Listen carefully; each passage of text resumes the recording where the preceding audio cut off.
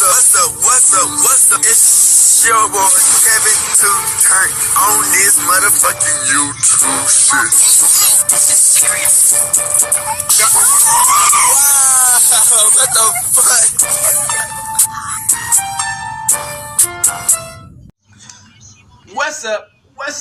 What's up? It's your boy. Can't tell you do shit. Hey man, say man, we are lit. Lit the tunes, man. Turn. Today, it's a motherfucking day. Straight us out. Big Crip in the gang. Straight us shit, man. Free Palestine, free Congo, Russia do your thing, and Texas stand the fuck up. Each day is ready to be a better version of yourself. Never let somebody bring you down, always fight back. Never let somebody tell you are, but also never put yourself in a position you belong. Let's stay humble. Let's get on the revolution, on this movement. Keep Yahweh first, man. Let's stay humble. And come to the Black Hebrews like, alright, boom. Today, it's a motherfucking day. Shooting us out. Big Crip in the gang. Shooting that shit, man. Alright, man. So, all I can say is, what the fuck is going on? We just got done watching Druski, Could Have Been Love. We're gonna finish the series, but this shit is getting crazy. So, this all allegedly. We don't know if any of this happened, but you know it's spreading like wildfire, and the lawsuits are coming out. Diddy, Jaguar, Big Homie CC, KK, Jaguar Right, Druski, Shane, Odell Beckham, a few more other people that's been in this situation. Which some of the people I named was white people, a white girl and a white woman, has been put into this Diddy situation of allegedly going crazy with a female, and it's like it get brutal. You know what I'm saying?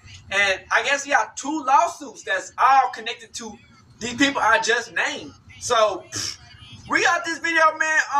We even got the lawsuit. Shout out to Chronicle Speaks. She got the whole lawsuit of what happened, like reading it. You know what I'm saying? And we got people talking about the Druski situation. This shit is getting crazy, man. Let's get into it.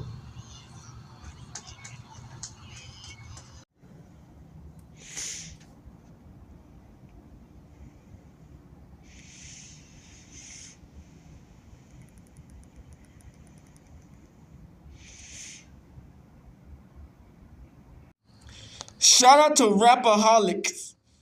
This Druski and Diddy shit is wild. This Diddy shit is going out of control. Y'all hear Jaguar, right?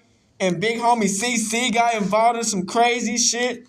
Man, when it rains, it pours, nigga. Alright, Lobbies and Gentlegrams, in today's episode of Druski in Diddyland, we gotta touch on some very serious stuff and some Damn, absolute Druski. absurdities as well, because Druski has just found himself roped into the Diddy files, but it's not what you think. Obviously, these are extremely sensitive and serious allegations. Obviously, Diddy is locked up for horrible, awful crimes against humanity. However, at some point, things get taken a little bit too far, and you get lawsuits like this, which, again, if true, are absolutely horrible, but That's given wild. the details within this file, which we will break down, and given the fact that the accuser claims these crimes were committed in 2018 before When Druski you had rich, any nigga, ties to any industry higher-ups. you don't have to be any rich, a public black figures. man. It was very unlikely that Diddy even knew Druski's names back in 2018. You get cooked which is real when quick the in this accuser is shit. claiming these events took place in. And Druski is adamantly denying all of these accusations. So we will break down the entire case, everything Druski paint his accused nails? of, how he's roped into this insane situation, his entire defense against these Druski allegations. do like he be on some and weird gives shit. I ain't backstory gonna on cap. how he is actually connected to Diddy, because there are some connections.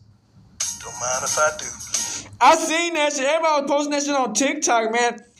TikTok will expose your ass quick as fuck on this bitch.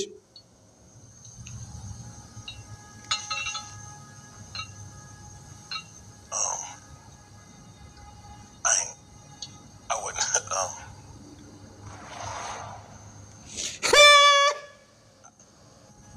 He like, that ass mine.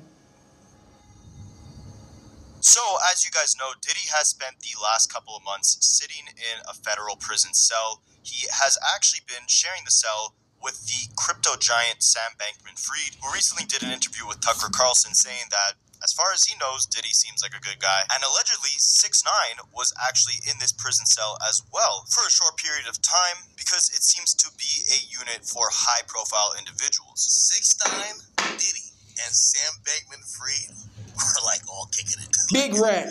There's so much more. The biggest rat. I'll leave it at that. All just But at kicking least he know he a rat. Now, Diddy is obviously facing some serious, disgusting federal They took the key to the charges city ranging back from like Mojo racketeering, Jojo. conspiracy, S-trafficking, and transportation to engage in PR prostitution. These allegations stretch back all the way to 2008 and could land him in prison for life if he is convicted of all these crimes. His trial is set for May 5th, 2025. And to understand why we're at where we're at now, where Druski is getting roped in to these legal filings, we got to kind of take it back a couple of years. So this whole thing started on November 16th, 2023, when Cassie Ventura, Diddy win, though. a singer formerly signed to Bad Boy Records, but also a lot of these niggas are fucked up. she filed a civil lawsuit that completely shook the entire music industry. She had been with Diddy for over a decade, beginning when she was 19 and he was 37. Now, her claims were extremely serious and disgusting, accusing Diddy of assaulting her, physically abusing her, and forcing her into S-trafficking,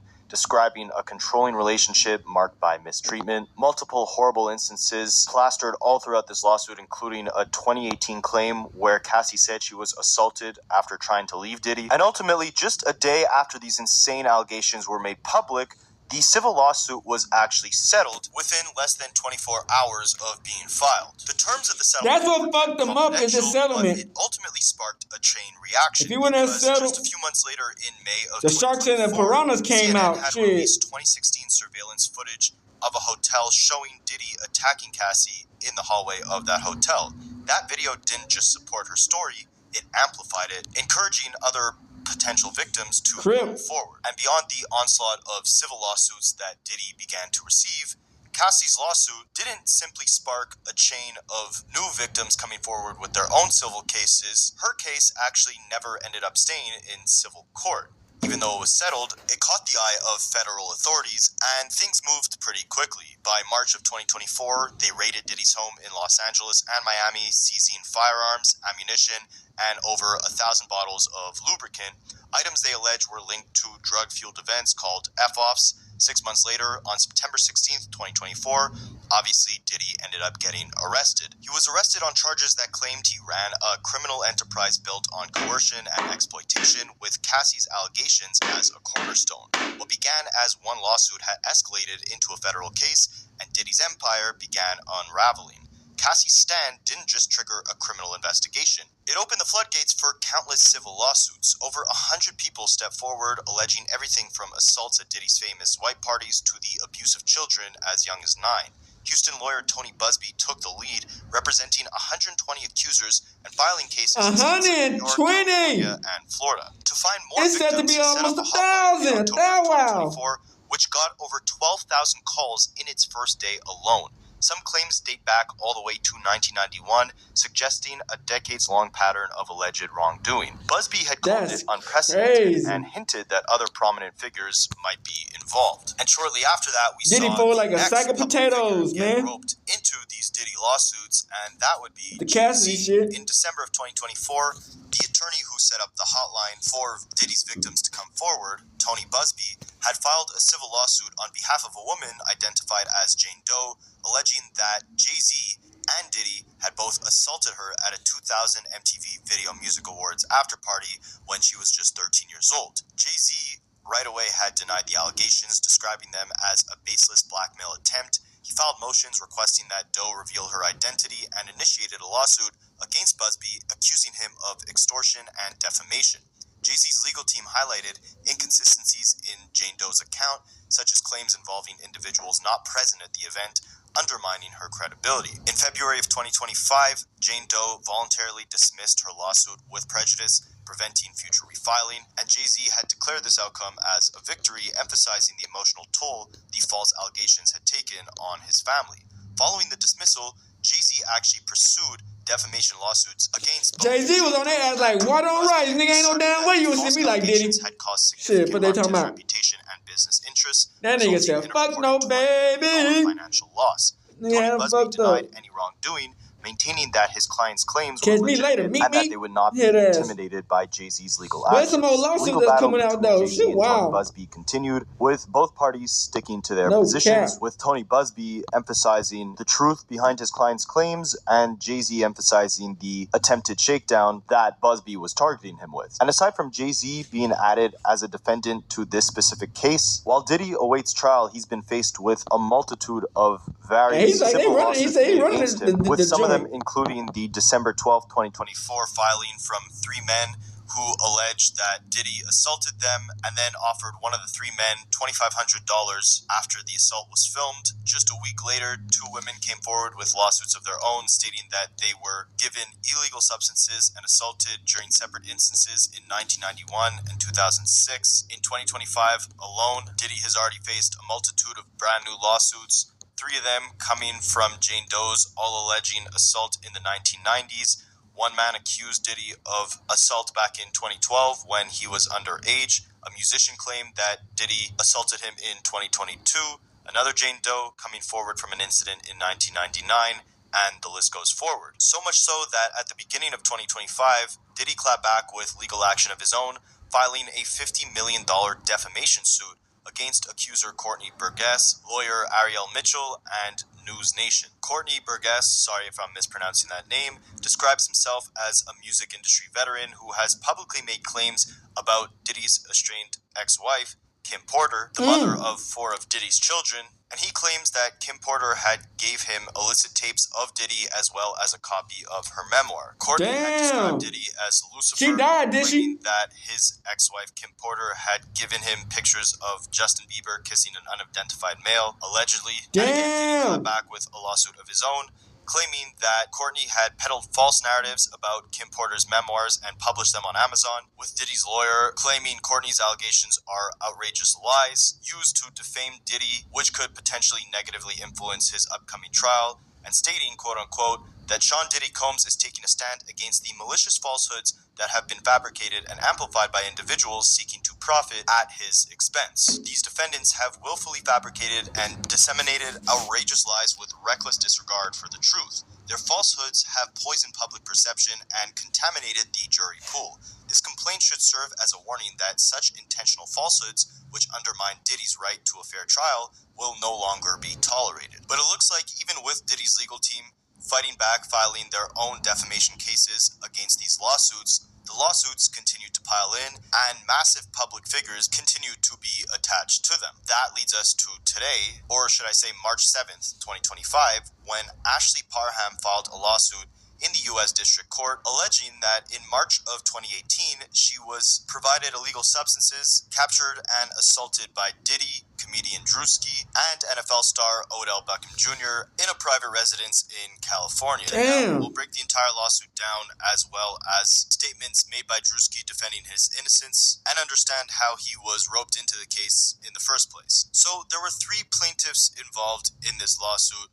One of them being Ashley Parham, a California woman who says she was tricked into going to a house where Diddy and his crew, including Druski and Odell Beckham Jr., had attacked her. There's also Jane Doe and John Doe, a mom and son from Nevada, who claim they were snatched and brought to California, where they saw Ashley get hurt and attacked as well. John Doe says he was a victim of Michael Jackson as a kid. And as far as the defendants, you got a long list ranging from Druski, Diddy, Odell Beckham Jr., I don't know, man. Shane Pierce, I wasn't sure, so I don't know. I can't just say he did it, because I don't know. Jane Doe and one John Doe. The plaintiffs claim that Diddy ran a secret operation called the Diddy S Abuse and Cover-Up Enterprise that used his music industry power to assault people, trap them, and move them around illegally for cash and personal kicks. They're using a law called RICO, usually for nailing gangsters, to say that this was an organized crew. Ashley, the main victim, began her story in February of 2018 when she meets Shane Pierce at a bar. Shane FaceTimes Diddy to impress her, and Ashley says she's not impressed, hinting that Diddy might have been involved in taking Tupac's life.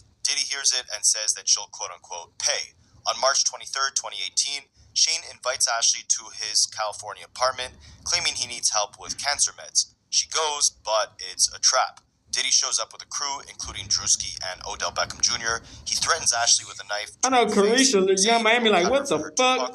She said she ain't gonna have no more relationships open. Suggesting they can draw Glass, goofy ass. instead. So she thought that money was super good, try bitch. to insert something with a syringe, but it fails. Then the assault begins. We don't even know if Diddy did all this shit, though. Get directly involved. And this is where the allegations are most definitely horrible, but also worded in the most deranged way possible, which makes you think the wording and description is almost too absurd for this to even be quoted in real legal filing. So the lawsuit states that Druski assaulted Ashley after others started.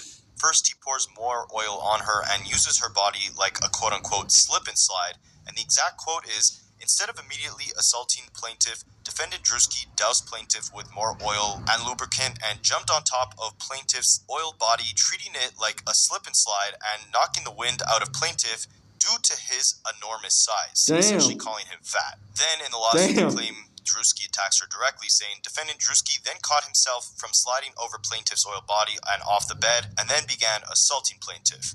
Diddy watched and recorded, with the lawsuit stating, while defendant Druski was assaulting plaintiff, defendant Diddy sat in a chair near the bed and began pleasuring himself while recording plaintiff's assault by defendant Druski. Later, Jane and John Doe had allegedly witnessed it itself, with the lawsuit stating, plaintiff John Doe witnessed defendant Druski douse plaintiff Parham in baby oil and then jumped and slid across her body. Plaintiff defendants Diddy and Druski manically and hysterically laughing, which plaintiff attributed to their illegal substance use. Defendant Diddy then attempted to force plaintiff John Doe to also assault plaintiff Parham, and he refused. When John says no, the group, including Druski, beats him up. Odell Beckham Jr. joins in later, identified as Cornelius at first. Ashley says he assaulted her too, with the lawsuit stating, at some point during this ordeal, plaintiff remembers defendant referring to another defendant, Doe, as Cornelius. Plaintiff has come to discover the defendant, Doe Cornelius, who assaulted her was defendant Odell. Plaintiff John Doe took immediate notice of defendant Odell because when he took his clothes off, plaintiff remembers defendant being in great shape, especially in comparison to the naked bodies of defendant Diddy and Druski. Let me read that one more time.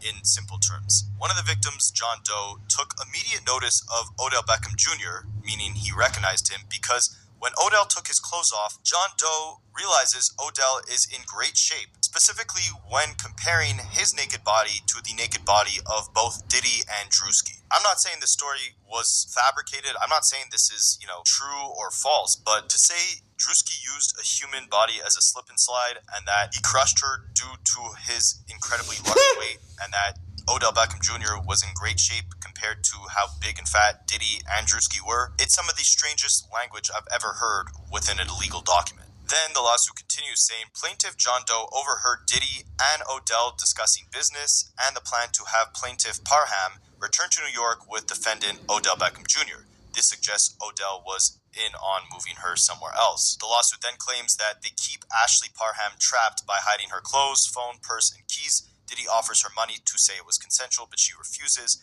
They threaten her family with a video of her sister's house. She grabs a knife, grazes Diddy's stomach, fighting back, and escapes. That shit was stabbed Diddy? Does nothing, and real police don't help much either. Yeah, because he paid him off. Plaintiffs Jane and John Doe get grabbed in Las Vegas to the city, by John Pelletier. Sorry if I'm mispronouncing that name. He pretends to be a cop, forces them into an SUV, claiming warrants. They're driven to California through quote-unquote safe houses. They're given water laced with illegal substances and end up at Shane's house in California, the same spot as Ashley Parham's attack. And here's where Jaguar Wright steps in alongside Druski and Odell. With the lawsuit saying plaintiffs were then transported to the location of plaintiff Parham's brutal assault on Loma Vista Drive by defendants Jaguar Wright and Helena. Defendant Helena was the driver and defendant Jaguar was the passenger.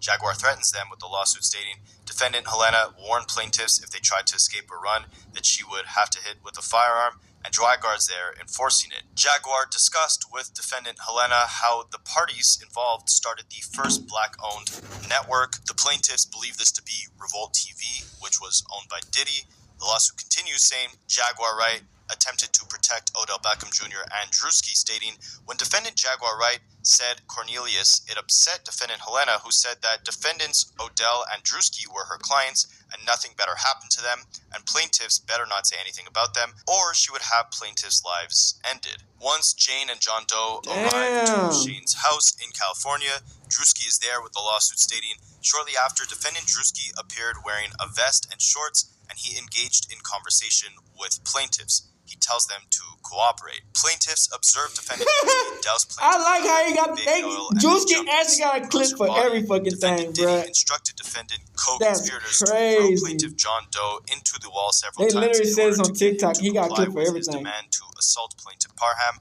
which he would not comply. Druski's in the crew doing this as well. So the specific accusations that Druski is accused of and being sued for are assault and battery for physically attacking Ashley with oil and his body, with the lawsuit stating defendants Diddy, Shane, Odell, and Druski's battery on plaintiff caused physical injury. He's also being sued for harassment for making unwanted advances on Ashley Parham. He's also involved in RICO conspiracy for knowing about and joining Diddy's crime ring, trafficking for helping Diddy's group trap and assault people for profit and got cash perks from it, and for cover-up, not stopping the attacks and helping to hide them. They're suing for money for pain, emotional damage, medical costs, and wrecked lives. They also want any profits, like Shane's car or Jaguar's cash, taken away. And why they're suing now is allegedly because Ashley Parham was too scared to talk in 2018, cops didn't believe her, and her family was threatened.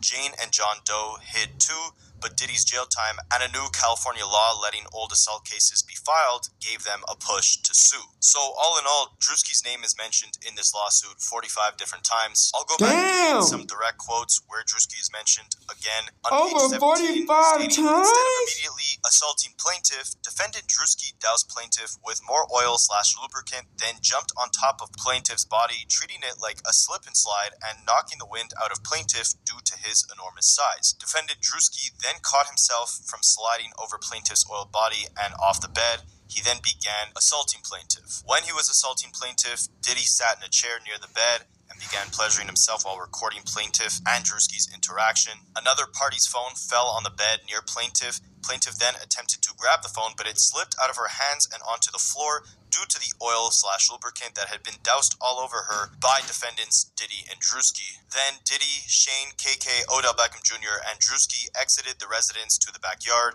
where they consumed marijuana and cigarettes. And the most insane quote to come out of this lawsuit being, plaintiff John Doe took immediate notice of defendant Odell Beckham Jr. because when he took his clothes off, plaintiff remembers defendant being in great shape, especially in comparison to the naked bodies of defendants Diddy and Druski. Now again, I'm definitely not here to say, this story is fabricated by any means. I don't want to downplay the severity of these accusations or, any potential victim. I'm also not here to say, Druski is innocent or me guilty. either, I just don't know.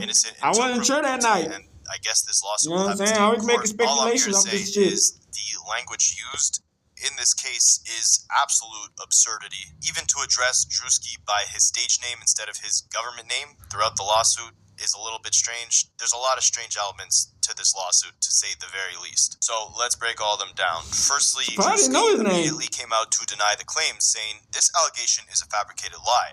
I wasn't a public figure in 2018. I was broke, living with my mom without any connections to the entertainment industry at the time of this allegation. So the inclusion of my name is truly outlandish. That's my heart breaks for crazy. actual victims of abuse, but I'm fully confident that the evidence will expose this falsehood and the individuals who are maliciously trying to game the legal system to peddle false narratives." And just to give you guys a little bit of context on where Druski could have potentially been at in 2018, Druski actually began posting comedic skits and content on Instagram in October of 2017, but only truly became the Druski that we know today in 2020 when he connected with Jack Harlow and began opening and hosting shows for him. It was only around this time that we began seeing Druski publicly connected to big industry players. He made appearances in Jack Harlow's music video for Tyler Herro. How did he meet Jack Harlow? Yachty's music video for Oprah's bank account. And by August of 2020, he made an appearance in Drake's music video for Laugh Now, Cry Later. He was connected to Diddy through Diddy's network, Revolt, which Diddy now no longer is involved with. But back in 2021, I believe he was still the CEO, and Druski had his own series on the network called Sneaking In with Druski. Druski also does have connections to Odell Beckham Jr., but only throughout the COVID-19 pandemic, when Odell discovered Druski's videos during that time and invited him to stay at his home during the pandemic in 2020 or 2021. So again, while Druski definitely did have some sort of connection to Diddy and Odell Beckham Jr., it was only in 2020, long after the alleged instances in this lawsuit took place. People are pointing to the fact that Druski had weird reactions when asked if he attended Diddy parties, like here. You ever been to one of Diddy parties? Yeah, I've been in attendance.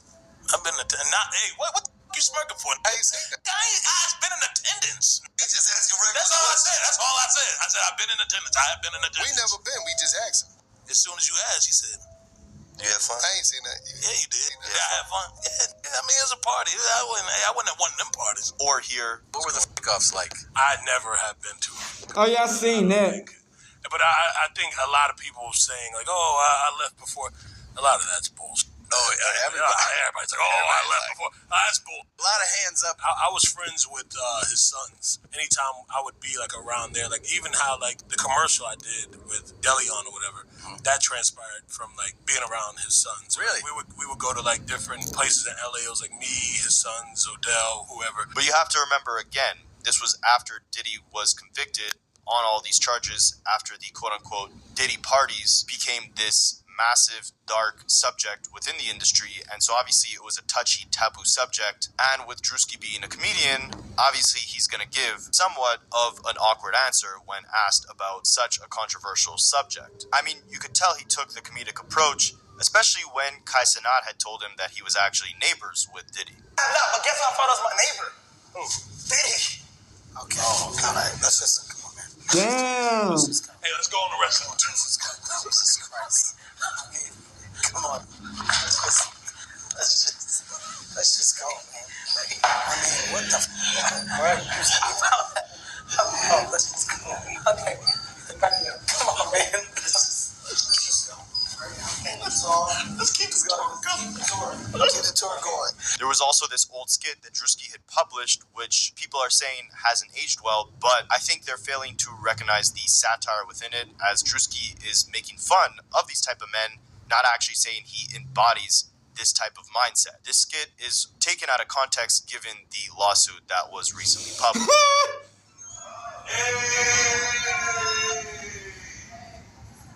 Let's go. Silence. Never have I ever kissed a dude. That's all right. Hey, take a shot. Baby, you ain't even want a real shot. That's a regular shot. I got the same amount of mine. Hey, y'all. Hey, truth and dare. And ultimately, this is where we're at right now. Definitely some strange times we're living in. Definitely some of the strangest descriptions of allegations that It's been crazy, I've ever heard man. in a lawsuit. The timelines most definitely don't add up, but we I want to don't give know, everybody man. their fair day in court. And A take lot of shit can be allegations like made this up, seriously. you know. So let me know what you A guys lot think. cannot. And I don't we'll catch fucking you in know. the next one. Shout out to Chronicle Speaks, man. We might not watch the whole video, but we gonna get the drop of like the lawsuit that they had filed. Now, I'm not one to gossip, but I will bring you the tea. Welcome to Chronicle Speaks. Please, I don't have any time for any gossip now. Eh? Yes, Now, you all may remember a lawsuit between Ashley Parham and Diddy. Now, I covered it on my channel a few months ago, and it sparked mixed reactions. Some of you thought it was too outrageous, while others said you can't really put anything past Diddy. Now, can you?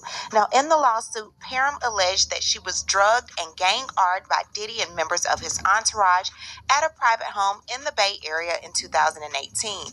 Now, after the alleged attack, she said she slashed Diddy with a knife and someone pow-powed in her direction before she narrowly escaped with her life. Now she has filed an amended complaint, and in this complaint, she is adding Diddy's mama, big homie CC, the bodyguard, Damn. Jacqueline Wright, aka Jaguar Wright, Druski, Odell, Beckham, and many others. We are going to find out what links these celebrities to Diddy in this case. But before we do that, please be sure to subscribe to this channel and hit the bell for notification so you don't miss out on any news regarding this story and so much more. Now let's get back into it. Now Miss Ashley Parham is filing this lawsuit with John and Jane Doe, known together as the plaintiffs. Now they're filing their lawsuit against Sean P. Diddy Combs, Christina Corum, also known as KK, Shane Pierce, Ruben Valdez, John Pelletier, Odell Beckham Jr., Druski, Jaguar Wright, Helena Harris Scott, Matthias Gonzalez, Brandy Cunningham, Janice Combs, Keith Lux, also known as We live in the end times, gang. and John and Jane Doe's 1 through 10. Together, the they're stars known are falling. as the defendants. Now, this case involves RICO Enterprise for the purpose of as assault, battery, or as abuse, false imprisonment, and kidnapping for the personal and financial benefits to the enterprise participants. Defendant Diddy has been sued by countless individuals for crimes similar to the ones Looks great. by countless individuals for crimes similar to the ones enumerated in this complaint.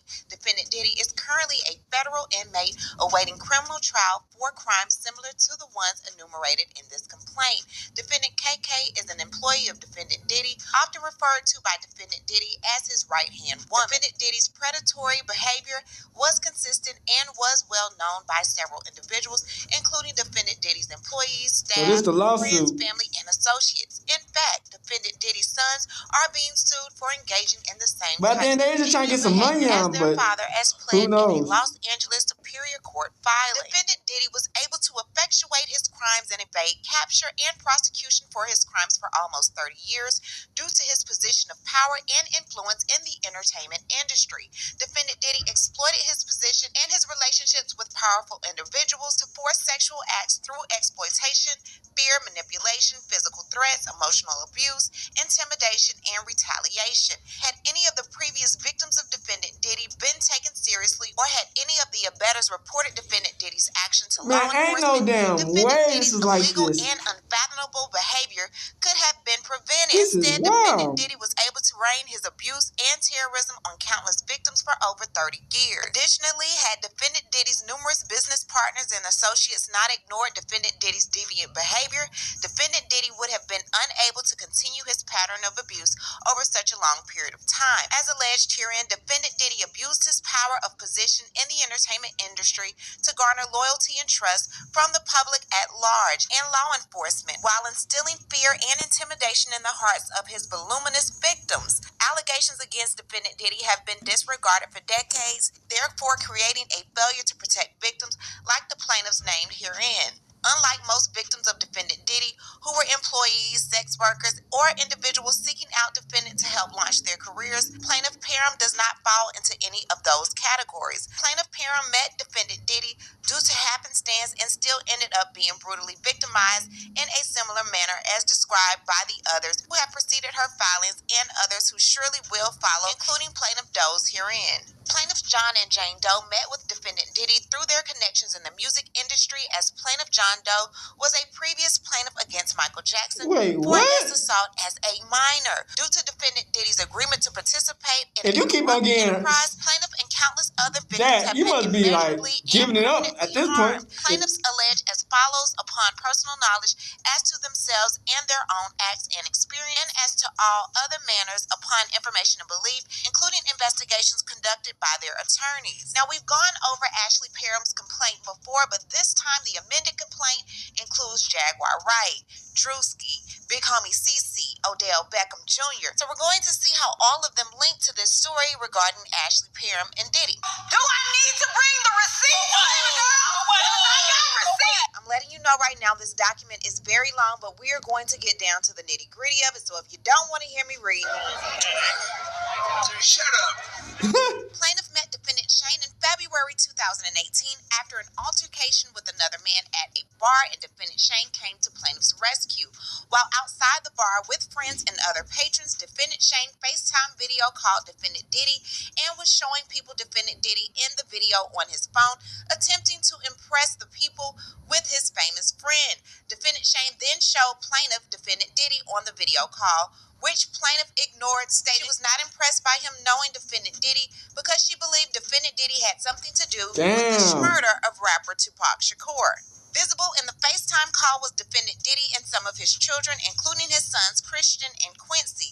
It appears from the plaintiff's perspective, defendant Diddy was having a get-together at his home during the time of the FaceTime call with defendant Shane. Defendant Diddy heard plaintiff's statement and made a remark that plaintiff would pay for her statement regarding Tupac and overall dismissal of defendant Diddy. On March 23, 2018, defendant Shane invited plaintiff over to his home to assist him with his cancer medication because he stated he was weak and unable to open his medication. Upon plaintiff's arrival, defendant Shane informed plaintiff that he wanted to give her a ride in his new car. Plaintiff and defendant Shane left his residence for a brief period and then returned. Once they returned, defendant Shane left the door to his apartment partially open and stated that the door was ajar because there was an issue with the door where it couldn't close completely. Defendant Shane was renting an apartment on the lower floor of a home in Orinda, California. Defendant led to the backyard of the home. The home also had a main entrance on Loma Vista Drive. Defendant Shane rented the home from a woman who lived in the upstairs portion of the home and had 2 dogs who resided with her. Plaintiff and defendant Shane then began to watch a movie, and defendant Shane offered her a glass of water, which he retrieved and brought back to plaintiff. Approximately 10 minutes after plaintiff and defendant Shane returned from their drive, defendant Diddy entered defendant Shane's residence. Defendant Diddy entered the home in a grand, ready-to-party manner. His grandiose entrance was so loud that the dogs upstairs began barking. Defendant Diddy did not enter the home through the backyard entrance, but instead through the main entrance. Along with defendant Diddy were his bodyguards, defendant Big Homie CC, defendant KK, which is also known as Christina Corin, defendant Brandy, defendant Doe number 2, who upon information and belief is a friend of defendant Shane and defendant Diddy, and defendant Diddy's driver, Doe number 3, who remained outside and in his vehicle during the duration of plaintiff's assault. Plaintiff believes defendant Shane invited her to set her up to be assaulted by defendant Diddy because of the statement she made about defendant Diddy a month prior. Upon defendant Diddy's arrival, he immediately began to antagonize the plaintiff, stating that she thought she would never see him in person, pay for her statements about Tupac during the video call, and that defendant Diddy caught plaintiff. Plaintiff was in shock as she never believed that she would ever see or meet defendant Diddy in real life, let alone in the small apartment rented by defendant Shane. Defendant Diddy then began advancing towards where plaintiff was sitting on defendant Shane's bed with a knife and held it right to the side of plaintiff's face and threatened to give her a Glasgow smile in retaliation for her previous statements on the video call. Defendant KK, Christina Corin, told defendant Diddy that she did not think that giving plaintiff a Glasgow smile would be advantageous to their potential clients who they could sell plaintiff for sex to. Defendant KK then made a threat to plaintiff that she could ship her off anywhere in the world and that she would never see her family or anyone she knew ever again.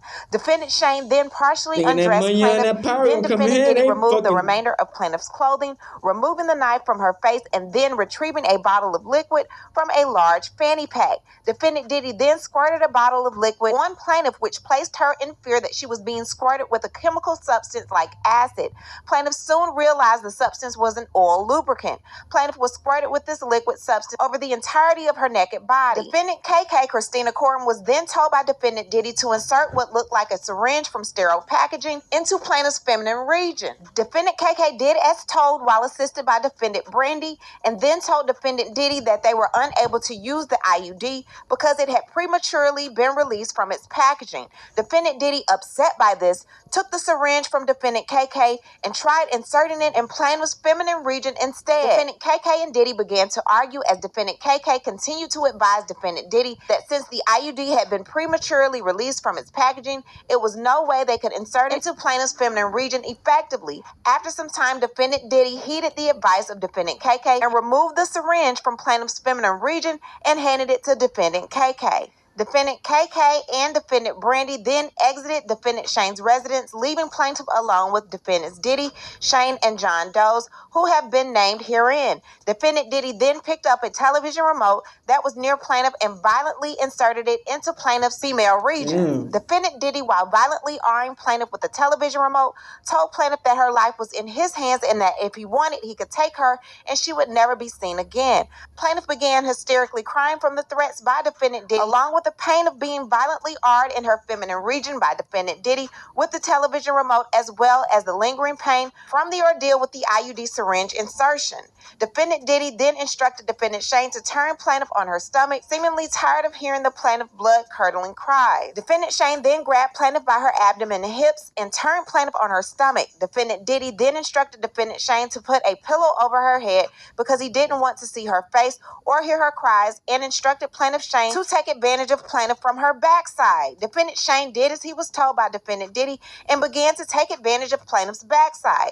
Defendant Diddy then violently arred plaintiff by her backside as well after defendant Shane. Defendant Doe number 2 then joined defendant Diddy and Shane, taking turns taking advantage of plaintiff's backside. Immediately after defendant Doe number 2 took advantage of plaintiff, he exited defendant Shane's residence. Defendant Diddy then instructed another defendant Doe to also take advantage of plaintiff. Defendant Doe has been determined to be defendant Druski. Instead of immediately taking advantage of plaintiff, defendant Druski doused plaintiff with more oil/lubricant and then jumped on top of plaintiff's naked and oiled body, treating it like a slip and slide and knocking the wind out of plaintiff due to his enormous size. Damn. Defendant Druski then caught himself from sliding over plaintiff's oiled body and off the bed. He then began taking advantage of plaintiff's feminine region. While defendant Druski was taking advantage of plaintiff, defendant Diddy sat in a chair near the bed and began to pleasure himself while recording plaintiff's R by defendant Druski. Another party's phone fell on the bed near plaintiff.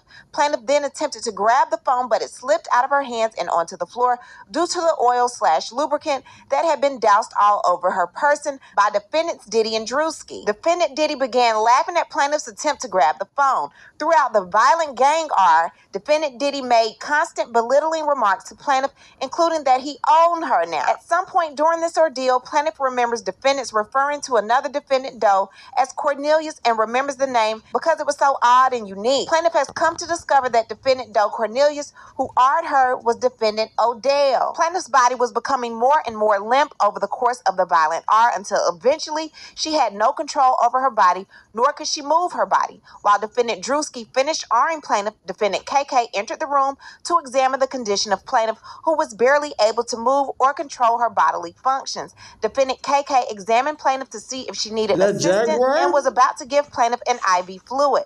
Plaintiff could not be certain if she did or did not receive such intravenous intervention. Defendant KK then opened a different bag, different from the one defendant Diddy removed the oil from, where plaintiff observed several medicine bottles, IV fluid bag, and other unidentifiable powder-like drugs. Defendant KK then removed a pill from one of the medicine bottles and gave it to defendant Diddy. Defendant Diddy then inserted the pill into plaintiff's mouth and down her we all throat, human, to where but plaintiff fuck. had no choice but to ingest the unknown pill. Defendants Diddy, Shane, KK, Odell, and Druski then exited the residence to the backyard where they smoked marijuana and cigarettes. Plaintiff remained in an almost lifeless state in defendant Shane's bedroom until she finally regained her bodily functions. Plaintiff began looking for her clothes in her purse that contained her car keys and her cell phone, but could not discover them in the room or anywhere in the apartment. Plaintiff was only able to find a t-shirt on the floor, which she put on to cover her naked body. Plaintiff also observed a black condom wrapper on the floor of the bedroom, which she assumed was used by one of the defendants, most likely defendant Diddy, during the R. Plaintiff then found a knife with the assistance of the Doe's plaintiffs and headed to the backyard where the defendants were smoking, as that was the only way to exit the premises onto the street. Plaintiff concealed the knife on her left side as she exited the apartment to the backyard area. Upon coming to the exit of the home, which led to the backyard, plaintiff was met by defendant's big homie Cece, who was standing at the door between the residence and the backyard. By the time plaintiff was able to compose herself and come to the backyard, defendant KK was no longer in the backyard, but upstairs on the patio balcony with defendant Brandy. Defendant Doe allowed plaintiff to walk to the backyard where defendants were still smoking. Defendant Doe did not see the knife that plaintiff concealed on her left side, as it was obstructed by the oversized t-shirt plaintiff was wearing. Plaintiff observed defendant Diddy still partially nude from the assault, while the other defendants had on their clothing. Defendant Shane then left to the upstairs portion of the patio balcony where defendant KK and Brandy were already situated. situated. Plaintiff then sat down on the makeshift seat in the backyard when defendant Diddy noticed her presence and remarked that he was surprised she was still able to walk because he had given her enough drugs to take out a horse. Plaintiff then asked Diddy what he gave her, and he laughed and did not provide a response. Defendant Diddy then made further comments to plaintiff in a jovial, friendly manner, asking why they hadn't partied together before because it was so much fun and he hadn't had any ass that tight in a while. Defendant Big Homie CC then quipped at defendant Diddy that he probably hadn't had ass that tight because he's not used to having backside sex with women, which defendant Diddy and Doe laughed at. Plaintiff then told defendant Diddy she did not party with him and she did not enjoy partying with him and that he awed her. Defendant Diddy did not like plaintiff's response to his lighthearted commentary and offered plaintiff money and instructed plaintiff to say that the violent R was consensual and that plaintiff was a sex worker. Plaintiff became enraged and yelled at defendant Diddy that her R was not consensual and that she was not a sex worker and she refused to take any money from him and would tell the police that he had R'd her. Defendant Diddy then told plaintiff no one would ever believe she had been R'd by him, and if she did tell anyone such, that they would harm her family. Defendant Big Homie CC then showed plaintiff his phone, which looked as if it was outside of plaintiff's estranged sister's residence, as she could see her sister sitting on a couch and her sister's spouse on the balcony. It looked as if someone was outside the residence streaming this video to defendant Big Homie CC's phone. Plaintiff, while still rattled by what she was seeing on defendant Big Homie CC's phone, was still angry about being gang-R'd and was not complying with defendant Diddy's request Daniel streaming the videos to say that the insane. R was consensual. Defendant Diddy then called defendant Janice in an effort to further convince plaintiff not to report her assault. Defendant Janice yelled at plaintiff to not hurt her son. Plaintiff told Janice that her son had violently R'd plaintiff. Defendant Janice, seemingly unfazed by the statement, then continued her demand with plaintiff to take the money being offered and not report the R to law enforcement. Defendant Diddy then made further threats that he had gotten off from bigger crimes than this and referred to Tupac again, further antagonizing plaintiff. Defendant Big Homie CC turned to defendant Diddy and pulled his pow-pow on him, asking him to repeat what he had said in reference to Tupac.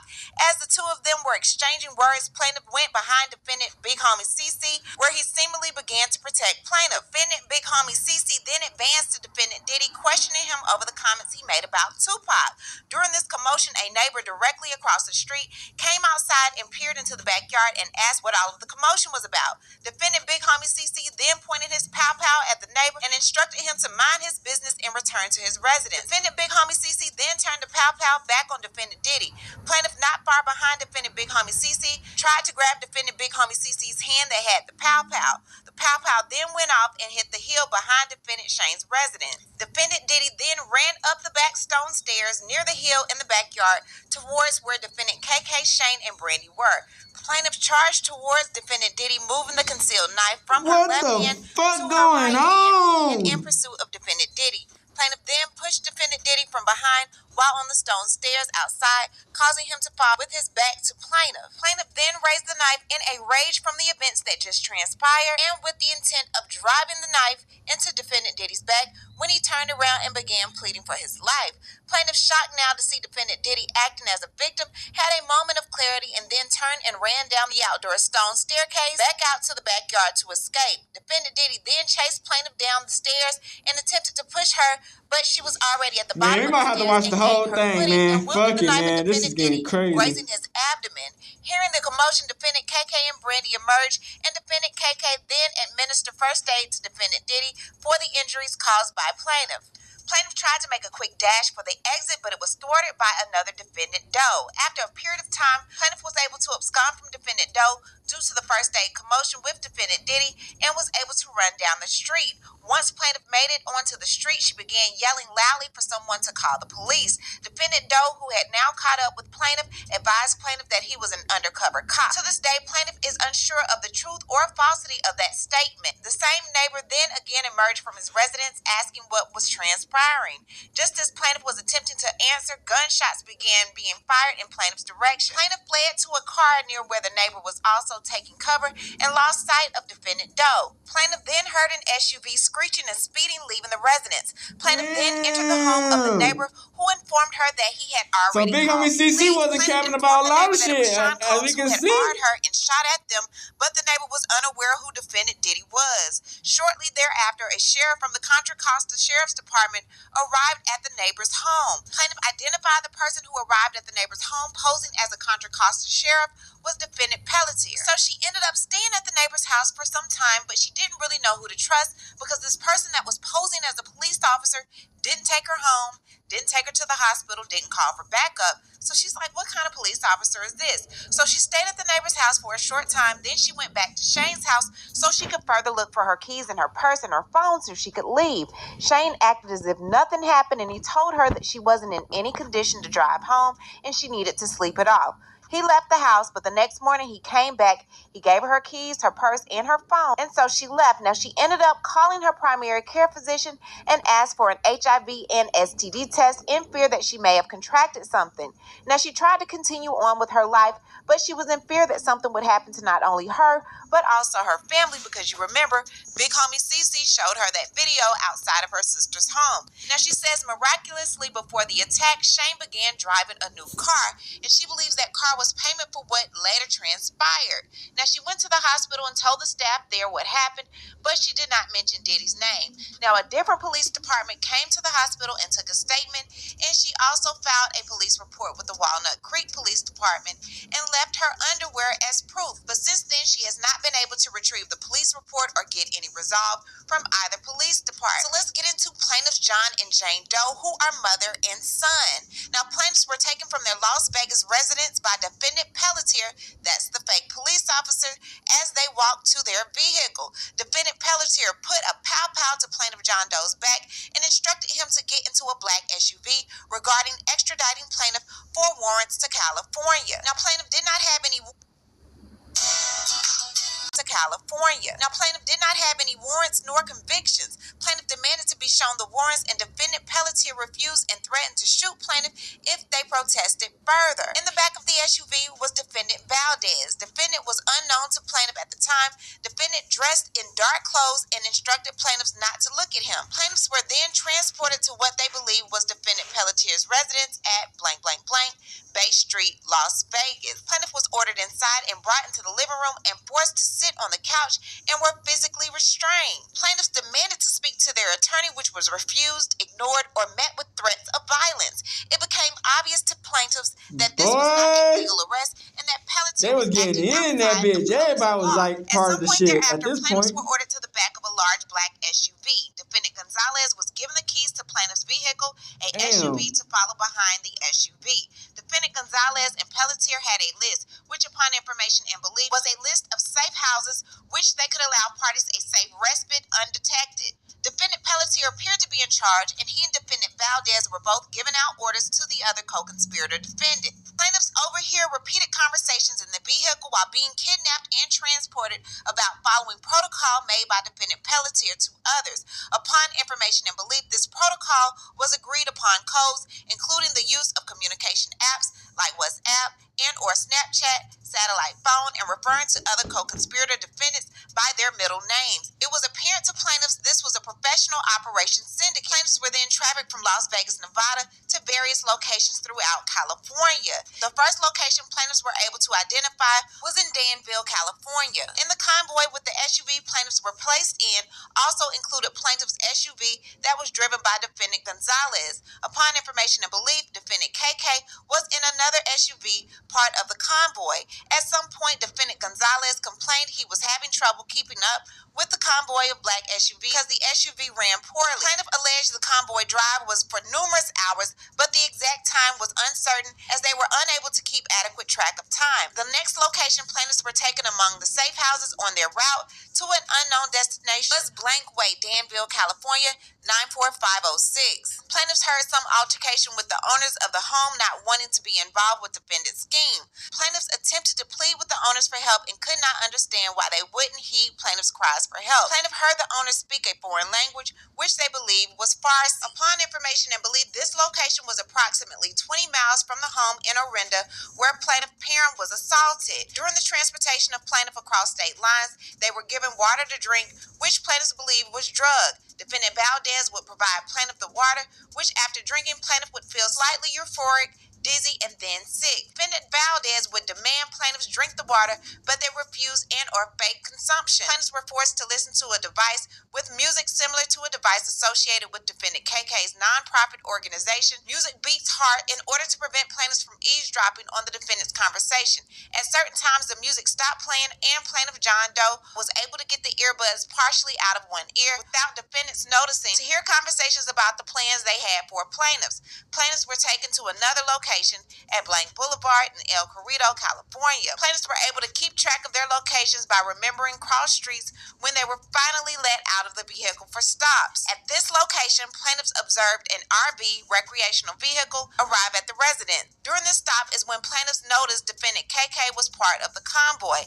At this stop, plaintiffs overheard KK being referred to as her code name, believed to be her middle name, Natasha, discussing visiting the UC Berkeley campus as defendants seemed very familiar with the area and familiar with the city. Upon information and belief, this location was approximately 7 miles from the home in Orinda where plaintiff was assaulted. Plaintiffs were taken to another location at the Beacon Grand Hotel. Sir Francis Drake, defendant Shane, worked at the hotel as a manager. Plaintiffs were taken into the hotel through what appeared to be a side entrance by defendant Valdez, Pelletier, and Gonzalez. Defendant Pelletier told the co-conspirator defendants he would stay at a different hotel nearby so it wouldn't be linked to him. Once inside the hotel, plaintiffs were beaten and drugged by defendant Valdez and Gonzalez. Plaintiffs pleaded with Valdez and Gonzalez to be released and for mercy. Defendant Valdez and Gonzalez instructed plaintiffs to sign paperwork at gunpoint. When plaintiffs refused, defendant Gonzalez would pistol whip plaintiffs on the back of their heads. Defendant Gonzalez eventually gave plaintiffs a drink, which caused them to pass out. Plaintiffs spent the night at the hotel with defendant Gonzalez and Valdez taking turns watching them. The next morning, plaintiffs were restrained and bound by their hands in front and were placed into a vehicle. Plaintiffs then saw defendants Jaguar and never mind. So Helena. KK not Jaguar. This Right. Jaguar. Upon information and belief, defendants Jaguar and Helena So were KK in a might be the small white sedan, girl. light-colored, white or beige. Plaintiffs were then transported to the location of plaintiff Parham's brutal assault on Loma Vista Drive by defendant Jaguar and Helena. Defendant Helena was the driver and defendant Jaguar was the passenger. Defendant Helena warned plaintiff if they tried to escape or run that she would have to shoot you. Defendant Helena also warned plaintiff not to throw up in her vehicle, saying you better not throw up in my car or get sick. Defendant Helena mentioned having two partners as backup who were bounty hunters. Plaintiffs were familiar with defendant Helena as she had filed a lawsuit against superstar singer Michael Jackson in 2005 and filed a creditor's claim against the Jackson estate upon his untimely demise in 2009. Plaintiffs were familiar with defendant Helena from her previous Michael Jackson lawsuit and had previously met with defendant at her home in West Hollywood to determine the credibility of her claims and if they were similar in nature to plaintiffs. Plaintiffs had reported defendant Helena multiple times to the LA and OC FBI field offices for her role in the crime syndicate with defendants Pelletier, Valdez, and other individuals. Plaintiffs attempted to make conversation with defendant Helena in which she admitted she was the same person who plaintiffs had met with previously. Defendant Jaguar, aggravated, stated, "You let them know who you are? That's really great." Plaintiffs noticed defendant had large brown bags and manila envelopes full of cash that was banded. It appeared they were separating the large sums of cash to distribute as they were placing cash into the manila folders. Defendant Jaguar discussed with defendant Helena how the party started the first black-owned network. Upon information and belief, plaintiffs believed the network to be Revolt TV. Defendant Jaguar and defendant Helena discussed the other co-conspirators, but referred to them by their middle names: Natasha, defendant KK, Pedro, defendant Gonzalez, Lyra, defendant Valdez, Cornelius, defendant Odell, and Larry, shortened to Lawrence, defendant Pelletier. When defendant Jaguar said Cornelius, it upset defendant Helena, who said that defendants Odell and Druski were her clients and nothing better happened to them, and plaintiffs better not say anything about them or she would have plaintiffs unalive. Defendant Jaguar then told plaintiffs they were being taken to meet John. Plaintiffs now know that was referring to defendant Diddy. When defendants arrived with plaintiffs at the Loma Vista location, it appears as they were waiting and coordinating for others to arrive. Chronicles A large Speeds sedan got arrived this a and lot plaintiffs of were it. placed Damn. in the back Might have to watch the whole thing. Defendant Fuck it. Pelletier was driving. Plaintiffs then arrived at a short driveway curb. Plaintiffs remember looking for intersecting street signs at this location and found blank, a dead-end street off of Loma Vista Drive.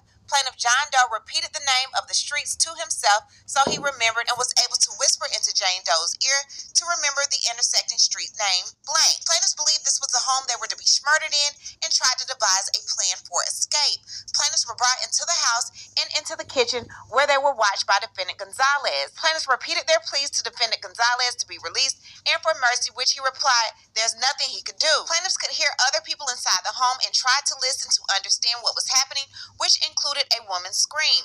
Eventually, plaintiffs were led deeper into the home where they encountered more individuals, including crazy, bitch. Plaintiffs observed several individuals gathered around a bed while defendant Gonzalez and Valdez stood outer guard. Defendant Jaguar told plaintiffs he wants something you have. If I were you, I'd figure out what it is really fast.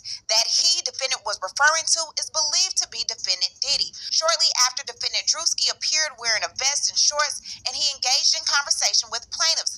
Plaintiffs tried to appeal to defendant by talking about the music industry, and defendant instructed plaintiffs that they should cooperate. Plaintiffs described what they observed during the assault of plaintiff Parham after the interaction with defendant Druski. Plaintiffs observed plaintiff Parham having an IUD forcefully placed in her female regions by defendant KK with the assistance of defendant Brandy. Plaintiffs heard defendant KK make a remark about how plaintiff Jane Doe would not need an IUD because of her age. Not KK with the ageism. While hearing plaintiff Parham scream in agony during the forceful IUD insertion, plaintiff Jane Doe yelled, "Stop hurting her." Plaintiffs observed defendant Shane place a pillow over plaintiff Parham's face, basically obstructing her breathing, and plaintiff Jane Doe yelled for them to stop. So this is what the other people were saying that happened. Jane happened. Doe believes plaintiff Parham did lose consciousness because she became limp and unresponsive. Defendant Diddy instructed defendant Valdez to shut her up, and defendant Valdez hit plaintiff Jane Doe with the handle of his firearm. Plaintiff John Doe witnessed plaintiff Parham being assaulted by the remote, and when he tried to say something, plaintiff was told to shut up or they will put the remote in him next. Plaintiff John Doe believes he heard defendant Jaguar make remarks. "Put the remote in her. She's going to learn today," and telling plaintiff Parham that she was going to make it worse. Plaintiffs believe the remote assault was to punish plaintiff Parham for the IUD failure. Plaintiffs heard defendant KK remark to defendant Diddy and Druski that she needed to keep them sufficiently drugged and revealed a bag full of drugs and paraphernalia. Defendant KK appeared to be distributing doses to defendants, asking them their weight to administer the proper amount. At some point, plaintiff John Doe was taken to the bathroom. While in the bathroom, he believed there may have been other tenants and began to bang on the walls, hoping someone would hear him, but the only person who heard him was defendants Valdez and Gonzalez, who were outside keeping watch. Upon plaintiff John Doe's return, he saw defendant Odell. Plaintiff John Doe took immediate notice of defendant Odell because when he took his clothes off, plaintiff remembers defendant being in great shape, especially in comparison to the naked bodies of defendant Diddy and Druski. Plaintiff John Doe overheard defendant Diddy and Odell discussing business and plans to have plaintiff Parham return to New York with defendant Odell. Plaintiff John Doe could not readily observe where plaintiff Jane Doe was during this time. While during this time where plaintiff Jane Doe was out of sight of plaintiff John Doe, plaintiff Jane Doe was being essayed by defendant Valdez in another room. Plaintiff John Doe witnessed the gang guard of plaintiff Parham. Plaintiff Jane Doe witnessed the gang guard of plaintiff Parham. Plaintiff John Doe witnessed defendant Druski douse plaintiff Parham in baby oil and then jump and slid across her body. Plaintiff John Doe observed defendant Diddy and Druski manically and hysterically laughing, which plaintiff attributed to their drug use. Defendant Diddy then attempted to force plaintiff John Doe to also assault plaintiff Parham, and he refused. Defendant Diddy instructed defendant co-conspirators to throw plaintiff John Doe into the wall several times in order to get him to comply with his demands to our plaintiff Parham, which he would not comply. Defendant Diddy instructed defendants co-conspirators to yank, grab, and pull at plaintiff John Doe's manhood violently in an effort to punish him for not participating in the gang R of plaintiff Parham. Plaintiff John Doe remembers defendant Big Homie CC saying he was going to look for pliers to use to further torture plaintiff. Plaintiff John Doe believes defendant Diddy wanted plaintiff to R plaintiff Parham so they could frame him in the event plaintiff Parham reported her assault. In an effort to get DNA from plaintiff John Doe to place on plaintiff Parham, defendant Diddy had one of the defendant co-conspirators orally copulate plaintiff John Doe to get his man juices from him, but it failed. Plaintiff Jane Doe observed defendant KK return to the room to check on from plaintiff Perham and provided her an IV, telling her to breathe deeply. Plaintiff John Doe watched plaintiff Perham lose consciousness. At some point, plaintiff Jane Doe returns after defendant Diddy, Shane, Druski, Odell, KK, and others leave the room and retire to either the backyard or the upstairs patio. Plaintiffs were left alone and unattended with an unconscious plaintiff Perham. Plaintiffs were crying after observing the assault upon plaintiff Perham and began to realize this was their next chance to devise a plan for escape. Plaintiffs began looking for weapons and exit points to make their escape. Plaintiff could not find any phones or any weapons like knives in the kitchen, as it appears all the cutlery and silverware had been removed from the home. Plaintiffs were trying to act quickly while the defendants left them unattended and were outside smoking, drinking, and loudly laughing as if having a party. Plaintiffs observed others outside believed to be Diddy's sons, Christian and Quincy. Plaintiffs observed them roughhousing and practicing layup basketball moves. Plaintiffs heard defendant Diddy tell his sons to watch the gate and make sure no one left. Plaintiffs observed defendant Gonzalez outside the front door, where the front door was barricaded by yellow crime scene-like tape. The door lock was unusual as it was facing backwards, needing the key to exit. Fearing no way to escape, plaintiff Jane Doe mentioned to plaintiff John Doe that she overheard them say, "Put it on top of the refrigerator," and instructed plaintiff John Doe to check and see if there was anything on top of the refrigerator. Plaintiff John Doe found a knife on top of the refrigerator in the kitchen. Plaintiffs then heard ramblings from the room plaintiff Perham was in and went in to check on her and stop her from making too much noise that could thwart their escape plan. Plaintiffs told plaintiff Perham they weren't going to hurt her and they were here to help. Plaintiff Perham, just now coming into consciousness and being horrifically gang-ard, was upset, terrified, and unsure if plaintiffs were trying to help or were also co-conspirators. Plaintiffs eventually were able to get plaintiff Perham to calm down and listen to their escape plan. Plaintiffs told plaintiff Perham they could not find an exit to escape and needed her help to escape, otherwise they would all be unalive. Plaintiff Perham, after experiencing her ordeal with defendants, believed plaintiff and agreed to help in an escape. Plaintiffs told plaintiff Perham that they had found a knife, that her assailants were in the backyard, which was believed to be the best exit for escape.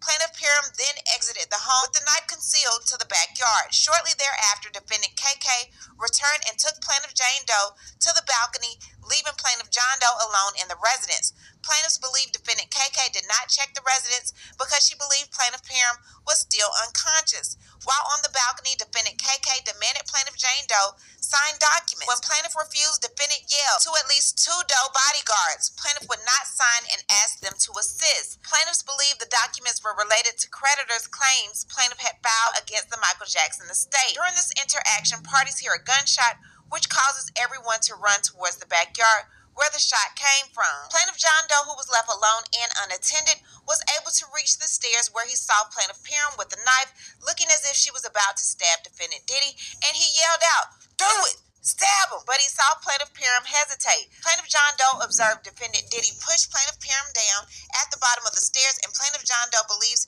he assisted her up. Plaintiffs were then briefly reunited, and plaintiff John Doe told plaintiff Jane Doe, "Now was our opportunity to escape." Following plaintiff Perham, plaintiff ran out of the back gate onto the street and in the opposite direction of plaintiff Perham. Plaintiffs arrived at the house next door to the residence and banged on the door and yelled for help. The wife came out and said that she and her husband couldn't help. Plaintiff found the exchange bizarre and couldn't understand why they would not help or call 911. Plaintiffs were then able to try to hide until they saw an officer report to the location, where they attempted to speak with the officer. Before plaintiffs were able to speak to the local officer, defendant Pelletier appeared and obstructed plaintiffs from speaking to the responding officer, telling the responding officer a federal investigation was ongoing and not to interfere. Defendant Pelletier told the officer to turn off his body camera. Defendant Pelletier told the officer he was working on a case for drug trafficking and had the house under surveillance and will report later to the local precinct. Defendant Pelletier referred to plaintiffs and plaintiff's Perham as suspects and said they were homeless. When plaintiffs tried to refute these claims by defendant Pelletier, they were threatened and told to shut up and remain quiet. Defendant Gonzalez then transports and removes plaintiffs from the interaction with defendant Pelletier and the responding officer. Defendant Gonzalez placed plaintiffs in another vehicle, which was hard to see due to the darkness. Plaintiff Jane Doe pleaded with defendant Gonzalez to let them go, and she would not tell. In a last-ditch effort, plaintiff told defendant she overheard defendant Jaguar and Helena say they were not going to pay him and that there was not enough money for him. Unbeknownst to plaintiffs, defendant Jaguar and Helena were in a nearby vehicle. Defendant Gonzalez exited the vehicle and went to the vehicle with defendant Jaguar and Helena and confronted them about what plaintiff Jane Doe said. Defendant returned to the vehicle where plaintiffs were being held, seemingly confirming what plaintiff Jane Doe said because plaintiff heard him use the Spanish term mayate, which is often used as a slur towards black people. Defendant Gonzalez then walked plaintiff to a nearby street where the SUV was parked and gave plaintiffs the keys to the vehicle and released them. Plaintiffs then arrived at Blaine, the main road that leads to I-24 highway, and asked another commuter the nearest police station as plaintiffs did not have any phones and their vehicle did not have GPS. They were given instructions, they were close, and how to proceed to the police station. Plaintiffs arrived to the police station at 22 Orinda Way, Orinda, California. Plaintiff John Doe walked in the police station with the intention of filing a police report, but remembered overhearing conversation from the defendants during their transport when defendants believed he could not hear them, that if plaintiffs ever reported the incident, they would be deemed crazy and non-believable. Plaintiff John Doe was also concerned about the exchange with the responding officer on the scene and how he refused to listen to his plea then. Plaintiff John Doe then only briefly spoke to someone at the front desk about filing a report and took a business card. Now, I do want to say all of these people are innocent until they're proven guilty in a court of law, but I do want to say that she states that defendants Odell and Druski Shout out to received Chronicle benefits Speaks. to their celebrity, specifically defendant Druski, who had a television show on Revolt TV network. They believe that Valdez, Jaguar, Pelletier, and Helena received and handled cash payments on behalf of the enterprise. And the defendants willfully ignored the dangers of defendant Diddy's conduct and pattern of harassment as assault, abuse, misconduct solely for their own personal economic benefit. I'm not sure how this case is going to go over, but right now it's not looking good for your boy Diddy. What I need to do is hear from you. What do you think about everything going on with Diddy? What do you think about these new co-conspirators? Leave a comment and you know how we do. We'll talk about it down below. Talk to you guys later. Bye. Damn, shout out to Chronicle Speaks. She did that. Alright, be back. So like I said, shout out again to Chronicle Speaks, man. She really had the whole document of the lawsuit, you know. And I hate to say it for Druski to be in this situation, you know what I'm saying? Because it's a lot of like I said, we live in the end times. And a lot of people, like I said, the stars are falling. A lot of people, man, you know, unfortunately, shit can happen. You know what I'm saying? Nobody's safe. You know what I'm saying? At the end of the day, because nobody's perfect. You get what I'm saying? So, I'm not saying they did this shit. You know what I'm saying? Because I don't know. I wasn't sure. I can't say. I can't read people's minds. I don't know if they lying or not. I don't know. I can go off these documents. The shit is crazy, man. You know, to even be put in this situation with these documents, with the lawsuit. You know what I'm saying? And big homie CC, I guess everything that nigga was saying is almost true because he was bodyguarding Diddy. So, man, if y'all just peep the game, man. All I'm saying is they speaking now. And you see all the people going against these niggas who speaking the truth, speaking what's going on now. They get put into lawsuits. And the people who are speaking out against them were saying that they don't even have nothing to do with it. But then they put in these crazy lawsuits. So obviously it has something to do with it. So they know something about what's going on. You get what I'm saying? So why are these people going after these people to try to stop them from speaking? But hey, man, like I said, man, hopefully Druski and all the other people like Jaguar, right, Beckham, CC, Odell, it don't go too damn far. I don't fucking know, man. This lawsuit, they say they want money out, it can turn to a whole different thing. But we out this bitch, man. And I said, man, Diddy up in that bitch. Ooh, man. If he get free, hey, it's up in the stuff. Hood, Northside, Big Crip in the game. They hear no such shit. Hey, Dad, you know, dog, when we link up, dog, this shit be legendary. You know this instrumental, you the engineer on it, so Kodak everywhere.